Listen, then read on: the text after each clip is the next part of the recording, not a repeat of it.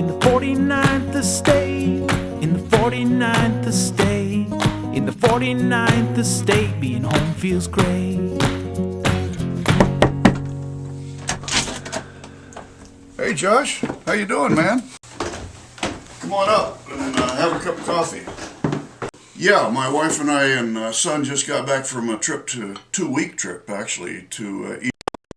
Old guy about my age. We got along real well together and traded stories, and as a result, at the end of which he talked to me about his recipe for coffee and gave me these coffee cups. You know what? When you have a professional wife like I do, you are loath to speak for her. I will brag about her, though, and say that she did just finish presenting The Lion King at the Performing Arts Center, and that was a gargantuan effort. And a lot of people will say, well, why haven't we had a gas pipeline? And then, then conspiracy theories occur. Well, the oil companies don't want it and that sort of thing. And for the most part, the answer is a combination of naturally occurring economic events, like the lowering of the price of gas in the early 1980s, or greed on the part of politicians and special interests. We typically use our fireplace maybe at Christmas time, and that's about it. Well, we'll just go down into the dungeon here. This is our downstairs area. I have people all over the U.S. and Canada that are sending me links every day to news items that relate to generally energy, but primarily gas pipelines, northern gas pipelines, which is the subject of my webpage.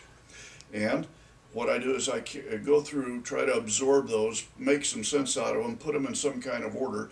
And the purpose of this blog, as it were, that really began in 2001, might be the oldest Alaskan blog, I don't know. I haven't heard of an older one.